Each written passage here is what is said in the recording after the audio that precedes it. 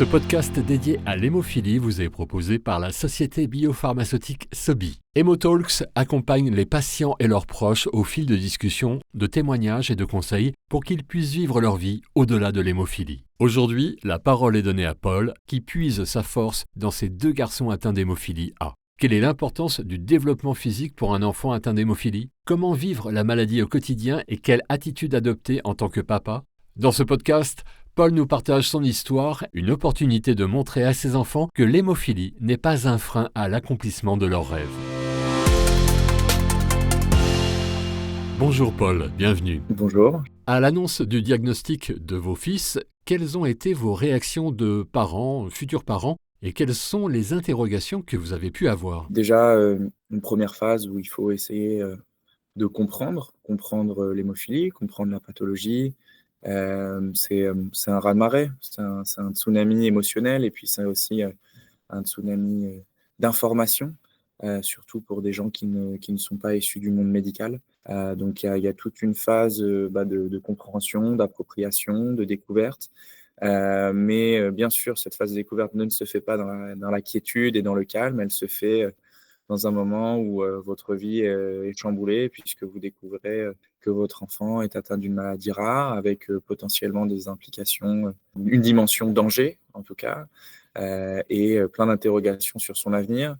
C'est un moment aussi où, toutes vos projections de parents, en fait, elles sont balayées et où vraiment là, on avance à vue. On ne sait pas ce qui va se passer, c'est une sorte de trou noir où il faut, voilà, prendre le temps de, un peu reconstruire, appréhender les choses. Chacun va être différent.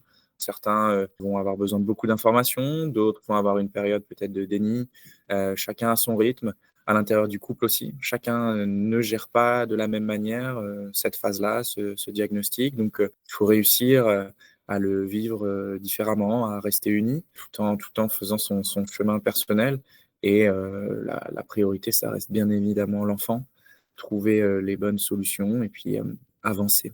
Quelles ont été ou sont vos appréhensions? Hem, Évidemment, quand on vous, explique, quand on vous annonce et puis dans les rendez-vous médicaux, suivants, on vous parle d'hémophilie, la dimension risque est extrêmement présente. C'est le rôle des médecins de vous prévenir, de vous expliquer tout ce qui est possible, tout ce qui peut arriver, de vous expliquer aussi pourquoi ces traitements-là, pourquoi ces protocoles-là. Donc c'est sûr que, initialement, quand on vous dit: «Chute sur la tête égale scanner, douleur, égale échographie», enfin voilà, c'est sûr qu'il y a beaucoup d'alertes, mais ces appréhensions-là en fait, elles se gèrent, avec, l'expérience, avec, le temps, on construit ensemble cette relation de confiance avec l'enfant, et on découvre ensemble ce qui est possible et on avance pas à pas pour justement, repousser ces appréhensions et plutôt, à titre personnel, je l'ai vécu aussi comme un défi, de la curiosité, un challenge. Qu'est-ce qui est possible en réalité? Il y a une manière de voir qui dit, il y a tout un des appréhensions, des interdits et voilà, peut-être assez naturellement, ça correspond peut-être à ma personnalité. J'ai voulu creuser en fait, j'ai voulu savoir, tiens, est-ce qu'on peut faire ça? Ah oui. Est-ce qu'on peut le faire encore plus? Ah bah oui, ou peut-être non d'ailleurs. Mais plutôt que d'avoir des limites figées, un périmètre qui ne pouvait pas bouger l'idée c'était d'aller repousser les murs un petit peu ensemble et de progressivement, avancer. Quelles ont été vos décisions quant à leur éducation? C'est sûr que, on a choisi effectivement, nous, d'avoir des enfants très actifs. On a fait le choix, d'avoir des enfants très sportifs, extrêmement stimulés, dans l'idée, avec la conviction que ça allait les protéger. Alors, le sport peut être dangereux pour tout le monde, mais effectivement avec, une dimension différente pour les patients hémophiles. Mais nous, instinctivement et puis, aussi parce que le sport nous définit beaucoup avec mon épouse, on n'a pas voulu dire non et au contraire, on a voulu pousser au maximum, dans plein de types de pratiques. Mais c'est sûr que, le yoga, pas mal de proprio, beaucoup de marche. J'explique souvent qu'on a supprimé la poussette, à l'instant même où il savait marcher. C'est-à-dire que c'était plus une option, fallait qu'il marche, fallait qu'il développe, fallait qu'il apprenne, fallait qu'il soit stable, fallait voilà, donc on a beaucoup poussé sur la dimension, physique. Beaucoup, beaucoup et c'est toujours le cas. C'est vraiment au centre, et on a des enfants qui sont très actifs. On a des enfants d'extérieur qui, passent leur vie, leur vie dehors à courir. Donc ça, c'est une joie. Quelle éducation, information sur l'hémophilie avez-vous mise en place vis-à-vis de vos enfants, vis-à-vis des personnes impliquées? Vaste question, mais je vais essayer de répondre. Vis-à-vis de mes enfants, je crois qu'ils sont enfin, je sais qu'ils sont relativement jeunes. Le grand va avoir 7 ans. Il y a une sorte de diagnostic en fonction de l'âge. En fait, il y a vraiment une découverte presque, tous les 2 3 ans, c'est comme s'ils redécouvraient ou en tout cas, ils vont avoir une approche vraiment différente de ce qu'est leur pathologie. C'est pas un sujet de tous les jours, ça ne l'est plus. Je pense qu'on en a pas mal parlé. On a tenté de le sensibiliser en pensant qu'avec un discours adulte, il allait se dire: «Ah oui, c'est vrai, je suis hémophile, je vais peut-être arrêter un petit peu les conneries». Ça marche pas du tout, c'est pas c'est pas comme ça, en fait. J'ai l'impression qu'au fond de lui, il est conscient, au fond d'eux, ils sont conscients, mais dans leur quotidien, c'est pas quelque chose qui transparaît particulièrement. Et ensuite, tous les gens qui les entourent, et bah, la plupart du temps, c'est un petit brief, pour démarrer, si c'est une activité sportive, si c'est du scolaire. Et puis, je crois que ça se fait à l'expérience. Si l'enfant a confiance en lui, si l'enfant se sent bien, si les parents sont droits dans leurs bottes et transmettent du positif et de la confiance, et bah, ça se fait relativement simplement.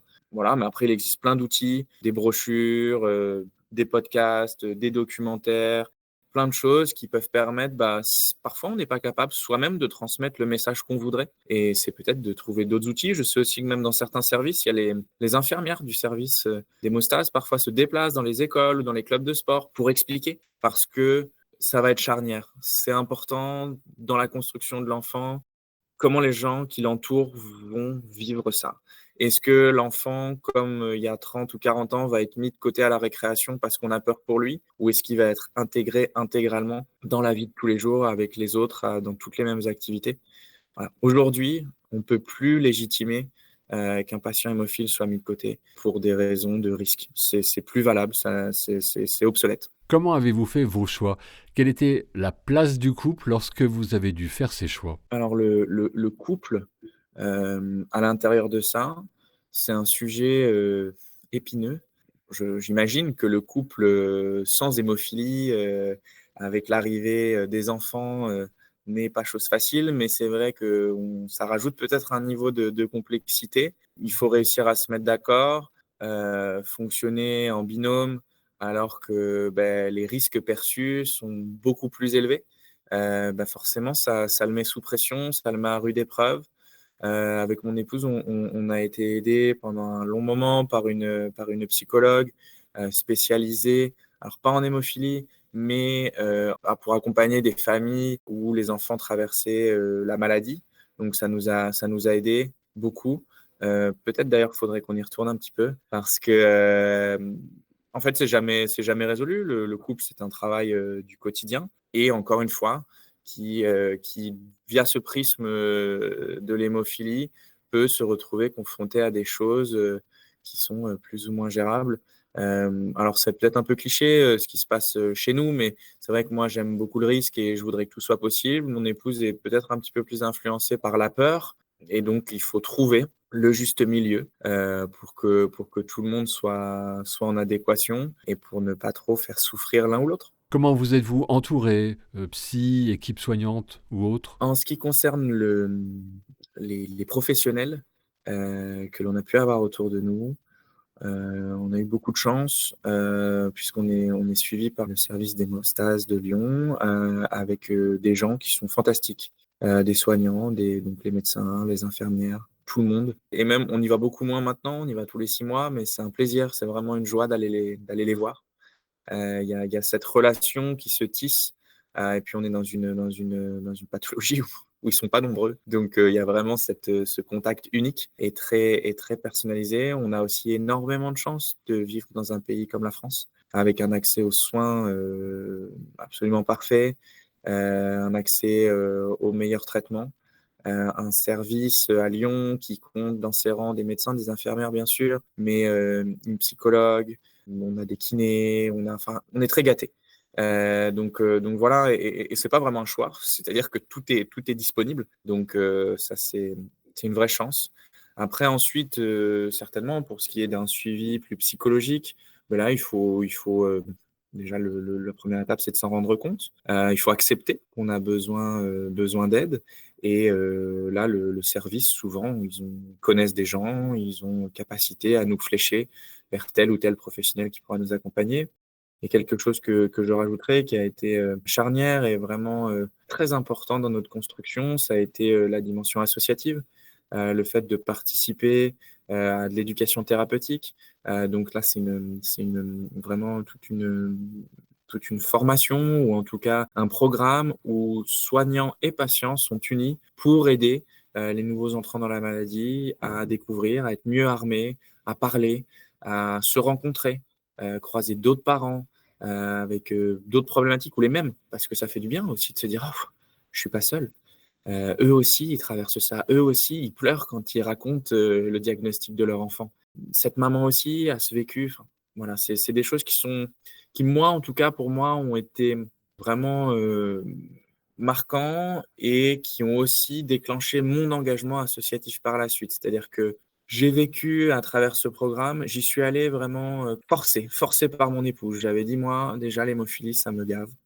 C'est en train de un peu de pourrir mon existence et en plus de ça, tu veux que j'aille passer 6 samedis à l'hôpital, enfermé avec d'autres gens et j'y suis allé à reculons et c'est peu dire et ça a transformé ma relation à l'hémophilie, ça m'a ouvert les yeux, ça m'a permis de me libérer et ça m'a aussi donné envie de m'impliquer pour mieux comprendre, déjà dans un premier temps pour moi et puis après ensuite pour aider d'autres familles, pour peut-être, rendre toute cette période, d'appropriation, plus courte et moins douloureuse. Alors, quel message souhaitez-vous partager avec les parents d'enfants hémophiles? Tout va bien se passer, tout va bien. Que nos enfants sont formidables, qui sont capables de tout, qui sont plus forts parce qu'ils se construisent aussi dans la difficulté, mais que tout est possible pour eux, qui sont nés à une époque formidable et d'en profiter, de vivre à fond. S'il y a bien quelque chose que j'ai appris, et bien, c'est que, les choses ne sont pas éternelles, que tout peut s'échapper et qu'il faut être heureux maintenant et qu'il faut vivre maintenant et que je comprends bien qu'on a peur. Je comprends qu'on est angoissé, mais ça, c'est le lot de tous les parents, pas que des parents hémophiles et il faut être heureux maintenant et il faut profiter de chaque instant et le temps des interdits est globalement derrière nous. Donc voilà, le passé est ce qu'il est. L'hémophilie, les hémophiles ont eu une trajectoire difficile. L'histoire de l'hémophilie est marquée par de nombreux obstacles, mais nos enfants, aujourd'hui, ont beaucoup de chance et nous avec et profitons-en. Merci beaucoup, Paul. À bientôt. Merci à vous. Merci, Paul, d'avoir partagé votre expérience et de montrer que l'hémophilie n'est pas un frein pour accomplir ses rêves. Nous vous donnons rendez-vous prochainement sur Hémotalks pour un nouvel épisode consacré à l'hémophilie. Pour toute demande d'information médicale, veuillez nous envoyer un email à medinfo.fr@sobi.com.